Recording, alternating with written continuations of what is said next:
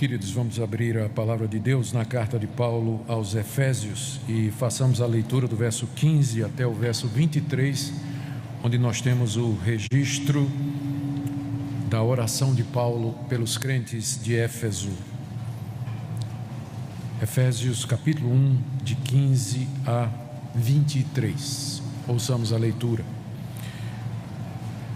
Por isso também eu, tendo ouvido a fé que há entre vós no Senhor Jesus e o amor para com todos os santos, não cesso de dar graça por vós, fazendo menção de vós nas minhas orações, para que o Deus de nosso Senhor Jesus Cristo, Pai da glória, vos conceda espírito de sabedoria e de revelação no pleno conhecimento dele, iluminados os olhos do vosso coração, para saberdes qual é a esperança do seu chamamento, qual a riqueza da glória da sua herança nos santos, e qual a suprema grandeza do seu poder para com os que cremos, segundo a eficácia da força do seu poder, o qual exerceu ele em Cristo, ressuscitando dentre os mortos e fazendo sentar à sua direita nos lugares celestiais, acima de todo principado e potestade, poder e domínio, e de todo nome que se possa referir, não só no presente século, mas também no vindouro,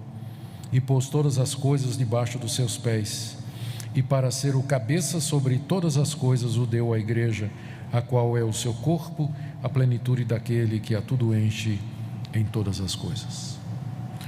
Ó Deus querido, nós pedimos a iluminação do Teu Espírito Santo para compreender esta passagem tão rica, tão profunda e tão desafiadora. Fala aos nossos corações essa noite, mais uma vez pedimos no nome de Jesus, amém. Queridos, nós estamos dando continuidade à nossa série de mensagens nessa carta, a carta aos Efésios, escrita pelo apóstolo Paulo quando estava preso em Roma. Ele escreveu esta carta porque chegou ao seu conhecimento que os crentes da Ásia, especialmente da cidade de Éfeso, estavam preocupados pela sua prisão. Paulo estava preso, acusado pelos judeus de ser um criminoso político, porque ele pregava a Cristo como sendo Kyrios, Senhor, um título que era dado somente ao imperador romano. Os judeus se valeram disso para acusá-lo e pedir a sua morte. E Paulo acaba indo para Roma como prisioneiro político.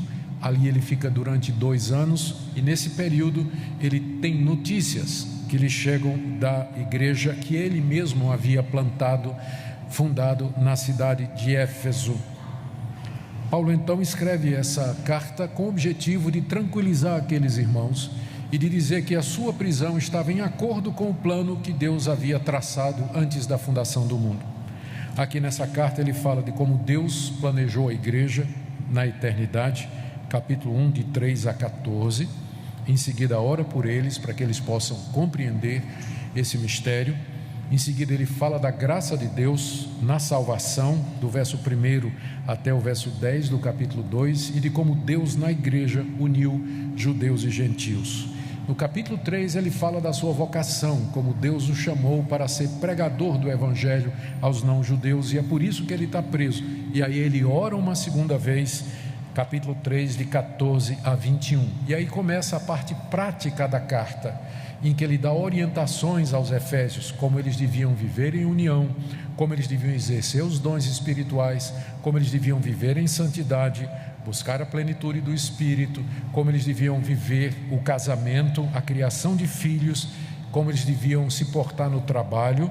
E ele termina falando sobre a necessidade de tomarmos a armadura de Deus para enfrentar os inimigos da igreja, capítulo 6, de 10 a 20, e a carta termina com algumas recomendações. É uma cartinha preciosa, é uma das mais lidas pelos cristãos através dos séculos, e é uma das cartas mais profundas do apóstolo Paulo, onde ele nos revela os mistérios de Deus e dos seus planos para nós.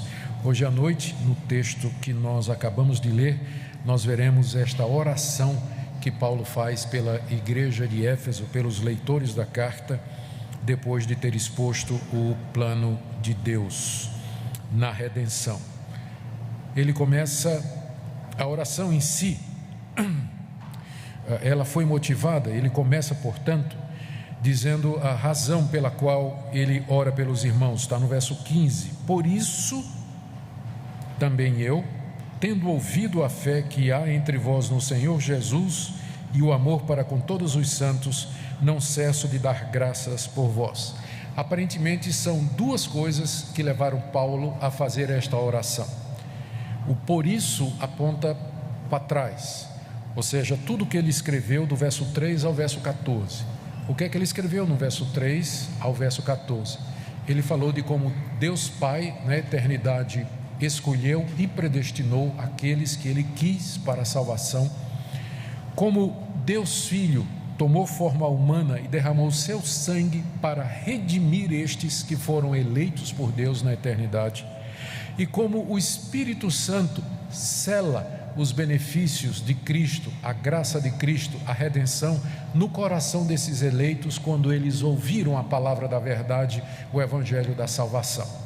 Dito isso, então, verso 15: como Paulo ouviu a respeito da fé que eles tinham no Senhor Jesus e do amor para com todos os santos, Paulo então se enche de gratidão a Deus e intercede por eles, para que eles conheçam mais a respeito desta salvação que ele apresentou do verso 3 até o verso 14. Ou seja, essa oração que começa no verso 15 é para que os cristãos entendam o que Paulo disse de 3 a 14. Há uma questão aqui que precisa ser esclarecida. Eu disse a vocês que Paulo fundou a igreja de Éfeso, e o relato está lá em Atos capítulo 19. Paulo chega ali naquela cidade que era a capital da Acaia, aliás, capital da província da Ásia. Ele prega o evangelho ali durante 2 anos. Há um avivamento espiritual de grande monte. Muitas pessoas que se convertem eram praticantes de artes mágicas. Elas vão em praça pública, elas queimam os livros de magia, e nasce uma igreja poderosa ali naquela cidade, debaixo da pregação do apóstolo Paulo. 5 anos depois, mais ou menos 5, 6 anos depois, estando na prisão, Paulo tem notícia de que a igreja vai bem. Ela, a essa altura, devia ter dobrado, triplicado e quadruplicado de número desde que Paulo estava lá. É por isso que ele fala como se não conhecesse a igreja. Quando eu ouvi da fé que vocês têm no Senhor Jesus e do amor que vocês têm, então eu comecei a orar por vocês. Não é que ele não conhecia a igreja. O que ele conhecia era a igreja de 5, 6 anos atrás, que agora havia se multiplicado e havia crescido. Fé em Cristo, estou ainda no verso 15, fé no Senhor Jesus e amor para com todos os santos, no Novo Testamento, são 2 sinais dos verdadeiros cristãos. O que é um cristão? É alguém que tem fé no Senhor Jesus Cristo e, como resultado, ele ama seus irmãos. Paulo ouviu falar que aquelas pessoas lá em Éfeso criam em Jesus Cristo, como ele havia ensinado, e que demonstravam isso através do amor para com os irmãos, e o seu coração se enche de gratidão a Deus por eles. É como se Paulo dissesse: o meu trabalho não foi em vão, eu preguei durante 2 anos ali, e agora me chega essa notícia de que eles estão firmes na fé em Cristo Jesus e amando uns aos outros. Paulo então se dirige ao Deus e Pai do Senhor Jesus Cristo, Pai da glória, numa oração. É importante aqui notar no verso 17 que ele se dirige a Deus dessa forma. Ele ora para que o Deus de nosso Senhor Jesus Cristo, o Pai da glória, não é qualquer Deus, mas é o Deus, o Pai de nosso Senhor Jesus Cristo. Esse é o Deus a quem nós servimos, é a Ele que nós adoramos, o Pai de Jesus Cristo. Para nós, Deus se define a partir de Cristo. É isso que nos faz, por exemplo, diferente dos judeus. Os judeus leem o Antigo Testamento, que é o mesmo Antigo Testamento que nós temos, mas nós lemos o Antigo Testamento a partir do Novo, e o Deus do Antigo Testamento, ele é o Pai de nosso Senhor Jesus Cristo. É isso que nos faz diferentes dos judeus. Por exemplo, os judeus vão dizer que só há um Deus, o Deus do Antigo Testamento, mas nós sabemos mais do que isso, nós cremos mais do que isso, que esse Deus é o Pai de Jesus Cristo. E é aqui que tem a separação entre cristianismo e judaísmo, essa definição de Deus, esse dirigir-se a Deus como o Pai de Jesus Cristo. E Ele não é só o Pai de Jesus Cristo, mas Ele é o Pai da glória. Ele é aquele que deve receber toda a glória, a quem toda a glória seja dada para todo sempre. Paulo, então, quando ouve falar que aqueles pagãos lá de Éfeso, que tinham crido na mensagem do Evangelho, estavam firmes na fé em Jesus Cristo e amando os irmãos, ele se dirige ao Deus de Jesus Cristo, o Pai da glória, numa oração. Essa oração incluía, primeiro, gratidão a Deus. Está aí no verso 16, ele diz que não cesso de dar graças por vós. Era parte da vida devocional do apóstolo Paulo. O não cesso de dar graças significa provavelmente que todo dia Paulo, quando orava, se lembrava daqueles cristãos e orava por eles, pedindo a Deus basicamente duas coisas. O que Paulo pedia? A primeira coisa que Paulo pedia a Deus em favor dos efésios era a concessão do Espírito Santo, trazendo sabedoria e revelação. Verso 17: oro para que o Deus de nosso Senhor Jesus Cristo, Pai da glória, vos conceda espírito de sabedoria e de revelação no pleno conhecimento dele. Vocês sabem que a palavra espírito na língua grega, ela tanto pode significar o espírito humano, como o espírito maligno, como o espírito de Deus. É a mesmíssima palavra, e em grego não tem maiúscula. Quando você está lendo sua Bíblia em português e você encontra espírito com E maiúsculo, você imediatamente sabe que está se referindo ao Espírito de Deus. Quando você encontra com E minúsculo, então pode estar se referindo a qualquer outro espírito. Só que no grego não tem maiúsculo, e os tradutores são obrigados a entender a passagem para interpretar a que espírito Paulo está se referindo, ou qualquer outro autor bíblico. Aqui no caso, os tradutores da nossa Bíblia entenderam que Paulo está pedindo a Deus que Deus conceda aos cristãos iluminação, espírito de sabedoria e de iluminação, como se fosse uma atitude mental apropriada para compreender as coisas do Evangelho. Mas eu desconfio, e comigo outras traduções e outros estudiosos do Novo Testamento, que Paulo aqui está se referindo ao Espírito Santo, e que a nossa tradução deveria ter colocado com E maiúsculo, porque o que Paulo está pedindo é que Deus conceda àqueles cristãos o Espírito Santo no seu poder e na sua capacidade de mestre, para iluminar o entendimento deles e guiá-los na plena compreensão da verdade. É isso que Paulo está pedindo, e se isso está correto, e eu creio que está, o que você tem aqui é uma daquelas poucas orações no Antigo Testamento que pode ser chamadas de oração de avivamento ou oração pelo Espírito Santo. O Novo Testamento olha para o cristão como tendo já o Espírito Santo, mas em algumas ocasiões você encontra Paulo e outros autores bíblicos se dirigindo a Deus em oração e pedindo que Deus conceda o Espírito Santo à igreja, conceda o Espírito Santo aos cristãos. Não é que o Espírito Santo vem pela primeira vez como se nunca tivesse habitado na igreja ou no cristão, mas que ele venha na capacidade de mestre, com poder, com autoridade, para santificar, para guiar e para iluminar. E é o que nós temos aqui. Paulo está pedindo a Deus, para que derrame o seu Espírito Santo sobre a igreja de Éfeso.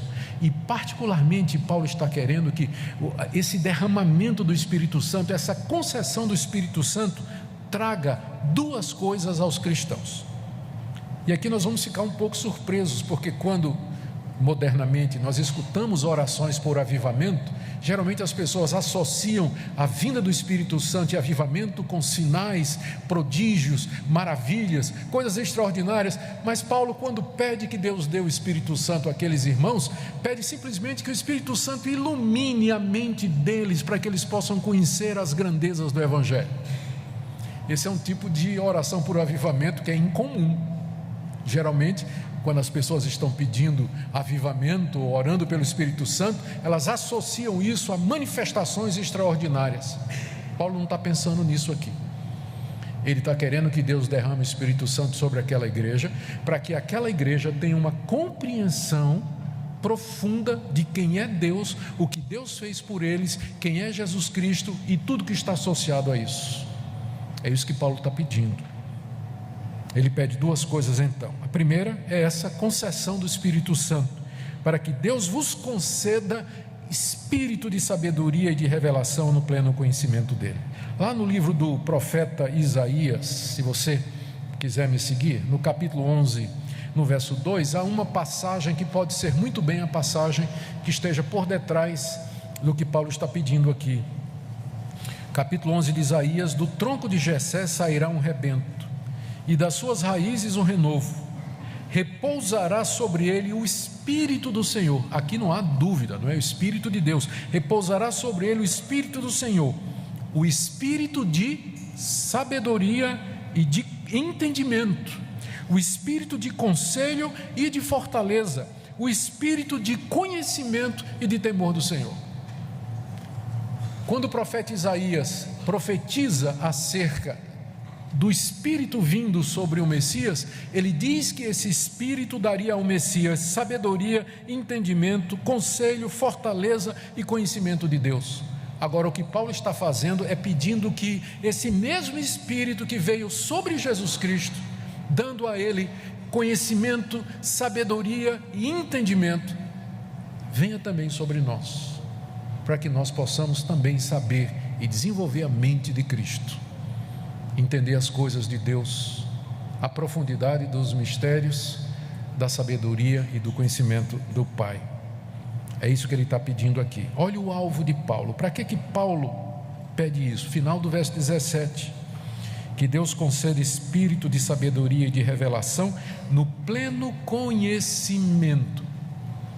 Todo crente tem conhecimento de Deus, mas o que Paulo está pedindo é que Deus mande o Espírito Santo para trazer pleno conhecimento, um conhecimento profundo, um conhecimento completo, um conhecimento abrangente, um conhecimento que transforme de fato, pleno conhecimento de Deus, conhecer a Deus plenamente e as coisas de Deus. É por isso que Paulo está orando por aqueles irmãos, é isso que ele está pedindo.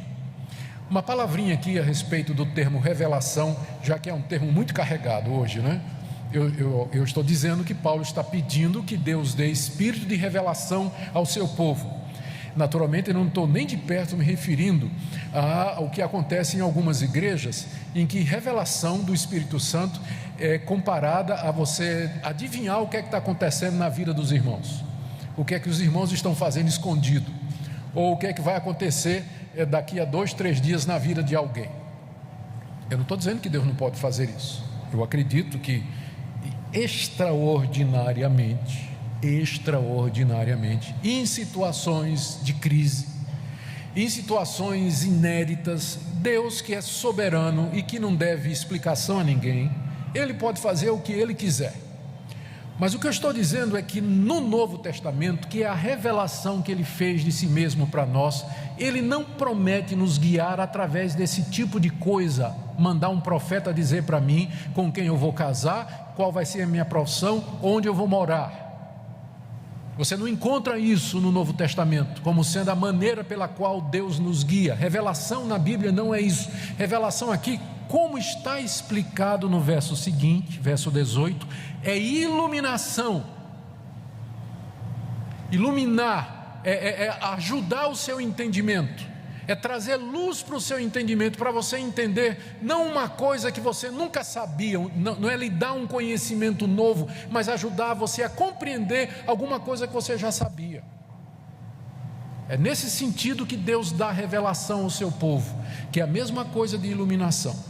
Revelação no sentido de conteúdo novo, mistérios de Deus, coisas que Deus tinha oculta. Isso foi dado aos apóstolos e aos escritores do Antigo Testamento. Eles nos trouxeram o conhecimento oculto de Deus através de revelação.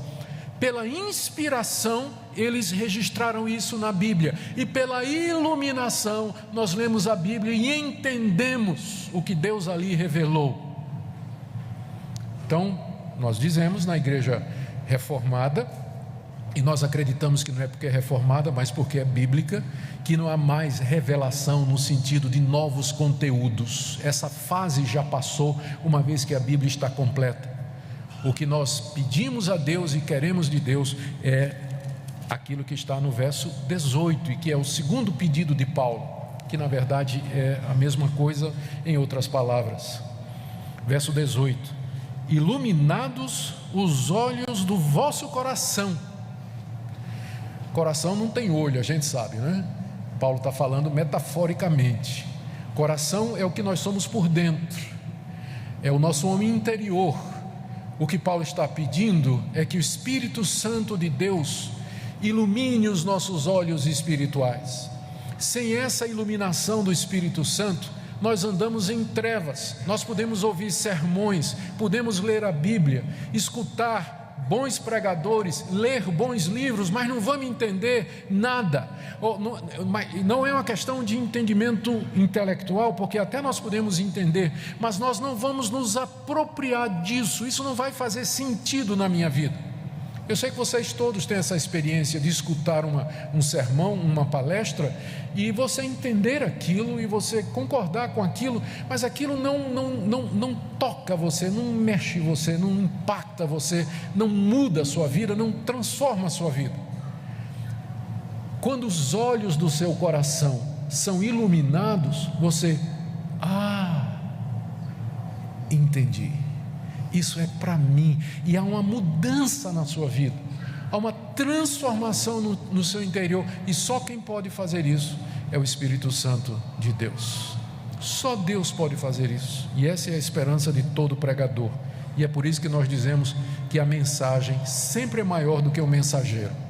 Sempre a mensagem é maior do que o mensageiro, porque o resultado dela depende da aplicação do Espírito Santo. Por isso que Paulo ora por aquela igreja, que Deus derrame o Espírito Santo sobre aquela igreja, para que os olhos do coração daqueles cristãos sejam iluminados, para que eles possam conhecer três coisas.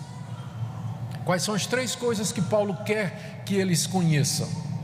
Está aí no verso 18, começando no verso 18. Primeira, para saberdes qual é a esperança do seu chamamento. Segunda, qual a riqueza da glória da sua herança nos santos. E terceira, qual a suprema grandeza do seu poder para com os que cremos. Ele pede três coisas. Eu sei que essa oração de Paulo, ela soa muito estranha nos dias em que nós vivemos. Você aqui tem um pastor que está preso, milhares de quilômetros de distância do seu rebanho, Éfeso, Roma, Éfeso. Ele tem notícias de que aqueles irmãos estão sendo perseguidos, que estão angustiados, com a prisão dele, apesar de que eles têm fé em Jesus e amam os seus irmãos. E Paulo está orando para que eles entendam o Evangelho. Paulo ora para que Deus derrame o Espírito Santo sobre eles, para que eles tenham uma compreensão de quem é Deus e do que Deus fez por eles. Parece não bater com o que a gente ouve, com esse tipo de evangelho que predomina em nosso país, em que as pessoas se dirigem a Deus pedindo coisas muito menos sublimes do que essa, tipo saúde, libertação, cura, solução para os seus problemas imediatos. É tão raro você encontrar uma pessoa de joelhos diante de Deus dizendo: Deus, me enche do Espírito Santo, porque eu quero compreender a plenitude do Evangelho. Eu quero entender como a glória de Cristo. Eu quero perceber as implicações da sua ressurreição. Se ilumina os olhos do meu entendimento. É tão difícil encontrar uma pessoa orando assim. Geralmente nós nos dirigimos a Deus por outras coisas, mas Paulo aqui nos ensina que esse é o tipo de oração mais fundamental e que nós deveríamos fazer na igreja, porque eu creio que da boa parte dos casos, o que nos falta é o conhecimento de Deus, é sabermos estas coisas, entendermos estas coisas. Há uma superficialidade na igreja evangélica dos nossos dias, que é muito notória. Eu vou voltar para esse ponto daqui a pouco, mas eu quero explorar aqui, primeiro, estas coisas que Paulo está pedindo aqui. Eu disse que eram três coisas. A primeira coisa que ele pede é que os crentes tenham certeza da salvação. É isso que a expressão esperança do chamamento representa. Nós somos chamados por Deus. É bom você saber disso, né? Não foi você que se convidou, foi Deus que lhe chamou. Ninguém entra no céu indo, entra no céu por convite. Eu sei que isso pode parecer estranho, mas o que é que isso significa? A esperança, o crente é chamado na Bíblia de quê? De chamado. A nossa conversão é chamada de quê? De chamamento, de vocação. Então, não tem ninguém que vai entrar no céu porque se ofereceu para ir. Sabe por quê? Porque não tem ninguém que se ofereça para ir. Ninguém quer. Só vai porque Deus chama. Se Deus não chamasse, ninguém estava interessado. Não, muito obrigado, tenho outro compromisso, não estou interessado. Comprei uma fazenda, lembra da parábola? Comprei uma fazenda, comprei uma junta de bois, casei, tem que ir para a lua de mel, tem uma propriedade que eu vou examinar, não estou interessado. Lembra que Jesus contou essa história? É um chamado. Deus chama, e quando Ele chama eficazmente, a pessoa vai. E Deus nos chama para a vida eterna. Ele nos chama para herdar o seu reino, para vivermos com Ele no novo céu e na nova terra, onde habita a justiça. E isso é a nossa esperança aqui nesse mundo, que depois da nossa morte ou na vinda de Cristo, há um reino para o qual Deus nos chamou. Só que esperança na Bíblia é diferente da esperança no conceito popular. Porque a esperança, ela pode ter o significado de que você está esperando uma coisa que pode acontecer ou não. Mas na Bíblia, esperança é sempre uma firme certeza de que aquilo que se espera haverá de acontecer. É por isso que eu disse que o que Paulo está pedindo aqui a Deus é que Ele derrame o Espírito Santo para convencer os cristãos, assegurar os cristãos da certeza do chamamento de Deus. Queridos, não tem coisa mais preciosa do que você saber a esperança do seu chamado, que você ter certeza do chamado de Deus, de você ter convicção da vida eterna. Isso nos faz ousados, isso nos faz valentes diante da morte, diante do sofrimento, isso nos traz consolo diante da dificuldade. Agora, quando o cristão diz assim: eu não sei se Deus me salvou, eu sei que Jesus morreu por pecadores, eu creio em Jesus Cristo, mas eu não sei se Deus vai me levar para o céu, eu não sei se Deus vai me dar a vida eterna. Então, quando o crente não tem certeza, essa falta de certeza faz com que ele seja vacilante, ele não é ousado, ele não é corajoso, ele não é intrépido. Por isso que Paulo está pedindo, a primeira coisa que ele pede: Deus, derrama teu Espírito Santo lá na igreja de Éfeso, para que aqueles irmãos tenham plena certeza do chamado, de que foi o Senhor que os chamou pelo Evangelho, que eles foram perdoados e que eles têm a vida eterna. A segunda coisa que Paulo pede é que eles possam saber a riqueza da glória de sua herança nos santos. Verso 18, é uma frase comprida, né? E difícil de você desmembrá-la. Em linhas gerais, o que Paulo está dizendo é o seguinte: que nós somos a herança de Deus. Nós somos a herança de Deus, e Deus, vou usar a expressão humana, mal pode esperar o momento em que Ele vai desfrutar da nossa presença nesse novo céu e nova terra para o qual Ele nos chama. Nós somos a herança de Deus, não é isso que ele diz aqui? Para conhecermos a glória da dele, de Deus, herança nos santos. Os santos somos nós, não perfeitos, mas separados do mundo para Ele. Nós somos a herança de Deus e Ele está ansioso para nos receber nessa glória para a qual Ele nos chama. E essa vocação é gloriosa, é mais do que isso. Paulo diz: a riqueza da glória. É como se faltasse palavras para o apóstolo Paulo explicar isso, que nós somos a herança de Deus, que Deus criou o mundo e planejou todas as coisas para esse momento, para aquele dia em que nós seremos dele. Ele entrará na posse da sua herança, que somos nós, esse povo que Ele vem redimindo desde o paraíso até o último momento, quando chegar a última hora desse mundo. Deus está chamando um povo de todas as raças, tribos, povos e nações pelo Evangelho. Essa é a herança dele, é isso que ele vai ganhar no final de tudo que ele construiu, criou e fez e planejou. Você e eu. Por isso que Paulo descreve dizendo: é uma glória rica. não é só gloriosa, é rica. Eu não sei como é que uma glória pode ser rica, mas é o termo que ele usa aqui. Eu apenas acredito que Paulo está acrescentando superlativos e adjetivos para causar um impacto. É uma coisa muito gloriosa que ultrapassa qualquer descrição. E Paulo está querendo que os crentes tenham consciência disso. Ele está orando assim, dizendo: Pai, derrama o Espírito Santo lá na igreja de Éfeso. Primeiro, para que eles tenham certeza da salvação. Segundo, para que eles tenham alegria quando eles pensarem naquele momento do encontro contigo, porque nós somos a tua herança gloriosa. Que os crentes sintam isso, que tenham gozo e alegria profundos.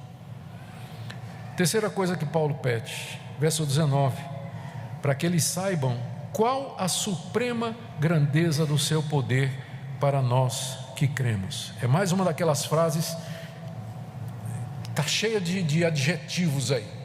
Vamos tentar resumir. O que Paulo está se referindo aqui é a nossa salvação. Ele está orando para que os crentes entendam o poder que foi necessário ser exercido para nos salvar da nossa situação de pecadores e culpados e nos trazer para o reino de Deus. Ou seja, a nossa conversão, a nossa justificação, o fazermos parte do povo de Deus, exigiu um poder extraordinário, que Paulo aqui, ele diz no verso 19, segundo a eficácia da força do seu poder. São três palavras, olha: eficácia, força e poder, dentro desse campo semântico. São quase que sinônimos, mas Paulo amontou adjetivos para dizer assim: é um poder indizível. Ele está orando para que nós entendamos que tipo de poder foi necessário para Deus perdoar pecadores como vocês e como eu, e nos fazer a herança dele, que ele vai desfrutar na eternidade. É isso que ele está pedindo a Deus, que nós tenhamos consciência disso, o poder que foi necessário para que acontecesse isso. Ele quer que nós saibamos a suprema grandeza desse poder. Note que esse poder está aí no verso 19: suprema grandeza do seu poder para com os que cremos. Esse poder não é exercido na humanidade toda, mas somente em nós, os que cremos. Os que cremos no seu Filho Jesus Cristo. O poder necessário para realizar nossa salvação. Só tem uma coisa semelhante a esse poder. Só existe no universo uma coisa similar a isso, que é maior inclusive do que o poder necessário para a criação do mundo, que é a ressurreição de Cristo. Paulo em seguida compara esse poder que exerce ou que é exercido em nós com o poder que Deus exerceu em Jesus Cristo, a partir do verso 20, o qual poder exerceu ele em Cristo. Gente, essa analogia é de explodir a mente da gente. O Paulo está dizendo aqui que o poder necessário para me converter, me perdoar, me tornar filho de Deus, me tirar das trevas para a luz, me fazer nascer de novo, é equivalente ao poder que Deus teve que exercer quando fez o corpo morto de Jesus de Nazaré voltar a viver. Nada menos do que a ressurreição de um morto há 3 dias. É o mesmo tipo de poder que opera naquele que crê. É o mesmo tipo de poder. E às vezes a gente quer ver milagre. Deus, se o Senhor me mostrar só um milagre, meu filho, será que você não entendeu que a sua conversão é a maior demonstração de poder que eu podia dar? Você quer o quê? Que eu mande um anjo? Que eu transforme água em vinho? Que alguém ande sobre as águas? Pois tem coisa muito mais poderosa do que isso.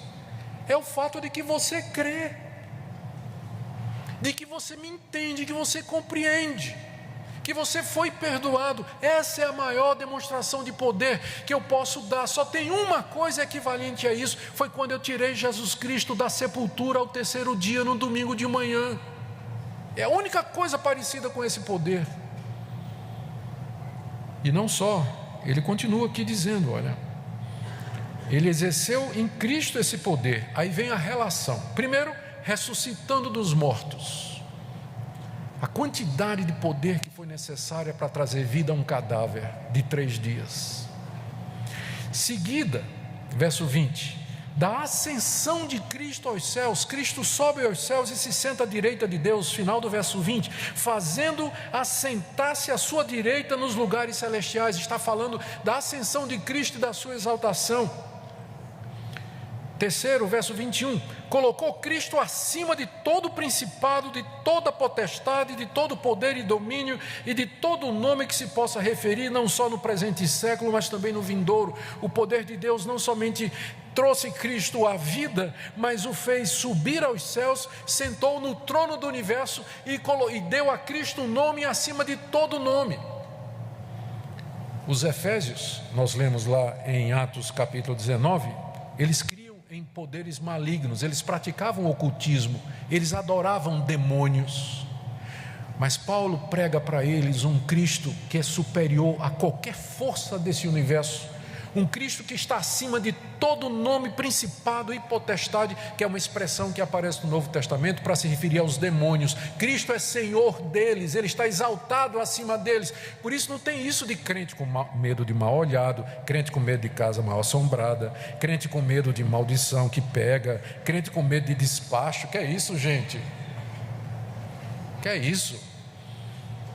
O nosso Salvador está acima de todo principado e potestade. Ele tem um nome que está acima de todo nome. E Paulo diz, não somente nesse século, mas no vindouro. Ele já reina, Ele já é Senhor. Ele tem todo o poder no céu e na terra. Tudo está debaixo da autoridade dEle. Agora, e nesse reino que Deus preparou, que Paulo chama de um mundo vindouro, que é onde nós vamos estar com Deus para todo sempre. Há um mundo que está chegando, esse vai passar. Há um mundo que está chegando, cada dia que passa ele se aproxima mais, e é quando nós seremos herança de Deus e viveremos com Ele para todo sempre, e Cristo será o Senhor ali também, como Ele é agora. E mais, verso 22, Deus pôs todas as coisas debaixo dos pés de Cristo, inclusive os seus pecados. Tudo está debaixo dos pés de Cristo, conquistado e subjugado por Ele. E mais, para ser o cabeça de todas as coisas, Deus o deu à igreja. Nota que isso coroa toda essa demonstração extraordinária de poder. Deus toma Jesus de Nazaré, tira-o dos mortos, fala-o subir ao céu, assenta-o à sua direita, lhe dá todo o poder no céu e na terra, domínio sobre tudo e todos agora e eternamente. É esse tipo de poder que Paulo está orando para que você entenda, que é o poder que atua na sua vida.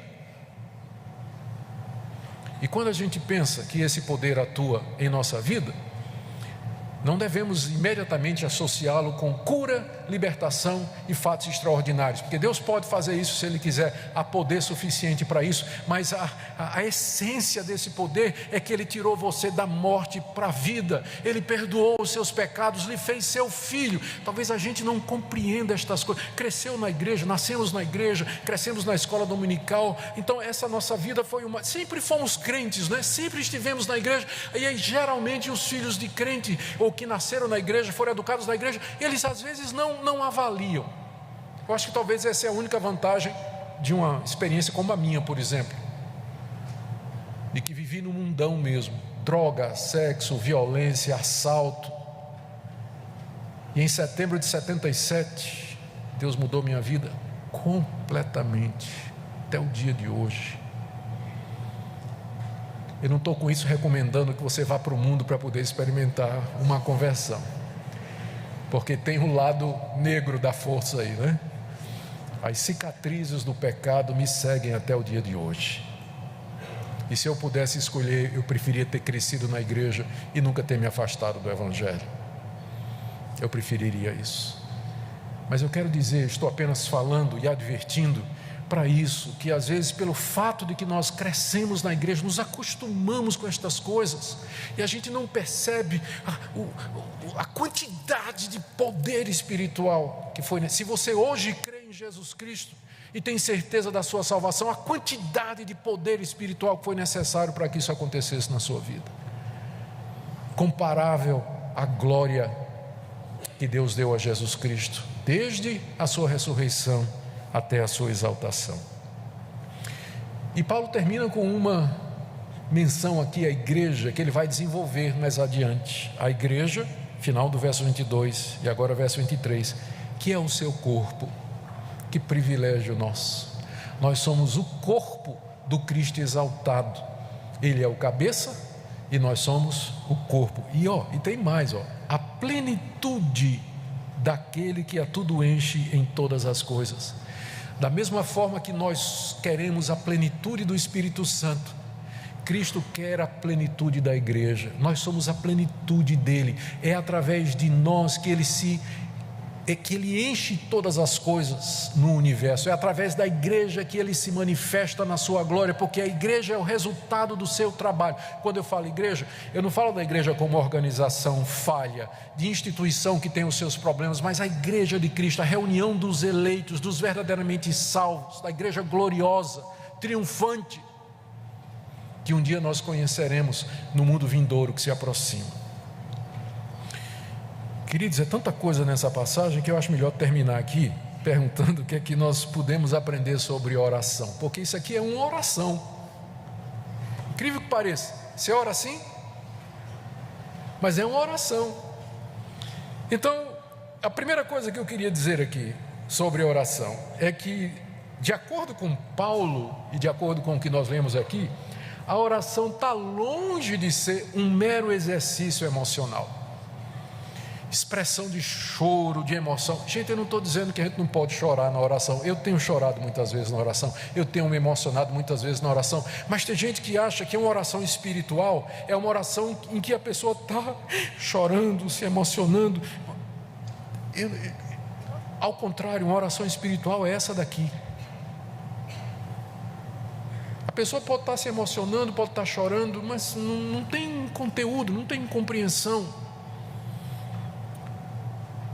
A oração tem que ter conteúdo, e aqui me leva para o segundo ponto. Quanto mais teologia você conhecer, melhor você vai orar. Quanto mais teologia você conhecer, melhor você vai orar. Eu estou enfatizando isso porque nós vivemos numa época e cercado por evangélicos que diz exatamente o contrário. Que diz que se você estudar teologia, se você se aprofundar em doutrina, você vai perder o seu fervor. A letra mata, mas o Espírito vivifica. Uma passagem tirada completamente do contexto, não está colocando intelectualidade e uma vida de oração em oposição. Eu me lembro quando Deus me chamou para ir para o seminário. Eu já pregava em Recife e, pela graça de Deus, eu já tinha visto muitas pessoas chegarem ao conhecimento do Evangelho através da minha pregação. Eu era um evangelista itinerante e aí eu senti que Deus estava me guiando para estudar teologia. Eu relutei, eu não quero ir para o seminário, vou ter que estudar livro de teólogo, vou ter que estudar filosofia, psicologia, sociologia, vou ter que estudar grego, hebraico, exegese. Isso eu estou perdendo tempo, eu devia estar evangelizando, ganhando alma, plantando igreja. O que é que eu vou fazer 4 anos no seminário? Finalmente eu fui convencido de que devia ir, mas eu fiz um pacto com Deus. Eu estava até lendo meu diário dessa época, 2 dias atrás, e relendo. Eu fiz uma aliança com Deus, disse: eu vou, mas com uma condição: se o Senhor não me deixar perder o fervor e o zelo evangelístico e a paixão pelas almas. E para piorar, quando eu cheguei no seminário, tinha um professor brincalhão que disse o seguinte, que quando o calouro chega no seminário, ele traz aquela lista dos membros da igrejinha dele, onde ele era presidente da mocidade, candidato ao ministério, chega no seminário, primeiro ano. Então, logo ali no primeiro ano, quando ele vai dormir de noite, ele pega a lista: Senhor, eu oro por Dona Zefa, tem misericórdia de Dona Zefa. Seu Joaquim, que está doente, está com erisipela, cuida, por favor, Senhor. E Zeca, que perdeu lá, o jumento fugiu, Deus, tenha misericórdia e tal. Isso é no primeiro ano. No segundo ano ele já pegou a lista e, quando vai orar, ele diz: Senhor, tu sabes todas as coisas, eu vou ler só o nome, o Senhor sabe o que é que eles precisam. João, Maria, Antônio. No terceiro ano do seminário ele já colou a lista na parede, assim, ao lado da cabeceira da cama, e antes de dormir ele disse: Senhor, Então eu já entrei no seminário dizendo: meu Deus, eu vou perder a minha fé. Primeira aula de teologia sistemática, professor Gerson Gouveia. pastor de Garanhuns, homem sábio. Quando ele começou, a aula era sobre os benefícios da teologia para a vida cristã. E eu levantei a mão e disse: professor, quer dizer que eu não acredito em nada disso que o senhor está falando? Eu não vejo benefício nenhum estudar teologia para a vida cristã. E ele disse: daqui a 4 anos nós vamos conversar. E de fato, quanto mais eu estudava, quanto mais eu compreendia, quanto mais eu pesquisava, quanto mais aqueles professores me orientavam, eu fui compreendendo mais a respeito de Deus, mais do que Cristo fez, do seu plano, do seu propósito. A Bíblia foi ficando mais clara para mim, e isso impactou as minhas orações, sem dúvida nenhuma. Eu não tenho a menor dúvida que é coisa humana e do diabo essa frase, que quanto mais você estuda, menos você é piedoso e menos você ora. Ao contrário, eu acho que quanto mais você entende a Deus, a sua palavra e a sua revelação, você vai orar melhor. O que é isso aqui que nós acabamos de ver, queridos? Isso aqui é uma oração que tem conhecimento da Trindade, do plano da salvação, da pessoa de Cristo, da sua obra gloriosa, da sua exaltação. Está tudo aqui em poucos versos, condensado, um compêndio teológico de cristologia, nesses versos que eu li para vocês. Portanto, não despreze o estudo da palavra de Deus, aproveite toda oportunidade que você tem.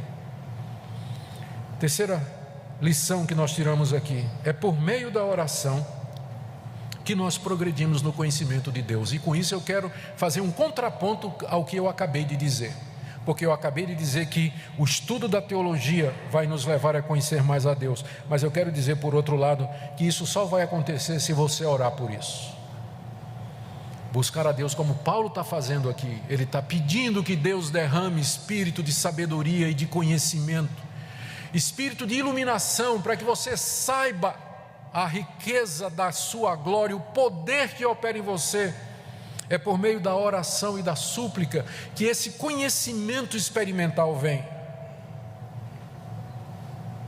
E por último, eu já tinha mencionado, essa é uma oração muito estranha quando a gente pensa que é uma oração pelo Espírito Santo, porque geralmente a gente associa orar pelo derramamento do Espírito Santo com o movimento de avivamento, sinais e prodígios. Mas Paulo não está pedindo absolutamente nenhuma dessas coisas. Ele está pedindo que nós simplesmente conheçamos a Deus, quem Ele é, o que Ele fez por nós.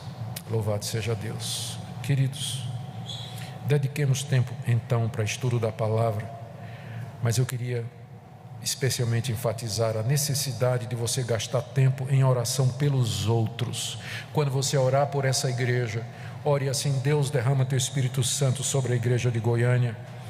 Eu sei que há lá pessoas passando por necessidades, pessoas com medo da situação financeira que se aproxima no Brasil, pessoas que já estão sentindo o arroxo financeiro.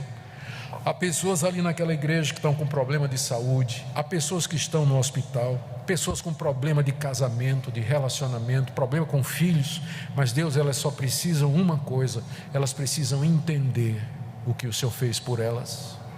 Elas precisam entender o chamado que o Senhor tem para elas, para que elas sintam conforto, ousadia, coragem para enfrentar esses problemas, como os cristãos devem enfrentar. É isso que elas... Senhor, se a mente delas for iluminada, tudo mais vai acontecer. Porque se o seu coração entender, aprovar e aceitar, tudo mais virá. As emoções vão entrar no lugar, a mente vai seguir. Por isso, quando você orar por essa igreja, ore por isso. E aí nós veremos o resultado numa igreja forte, numa igreja que sabe lidar com seus problemas e enfrentar as suas dificuldades. Como está você nessa noite? Espero que essa palavra tenha sido de desafio ao seu coração, para que você não somente seja desafiado a conhecer a Deus, mas também a buscar uma vida de oração e de comunhão com Ele, e dizer a Deus: Deus, eu quero conhecer isso aqui. E não quero que isso aqui seja uma pregação que parece distante para outras pessoas. Eu quero conhecer eu quero saber a esperança do meu chamamento, eu quero saber a riqueza da tua glória na herança dos santos, e eu quero conhecer a suprema grandeza do teu poder que opera em mim que creio. Eu quero isso. E você está fazendo uma oração bíblica e Deus vai responder. Amém?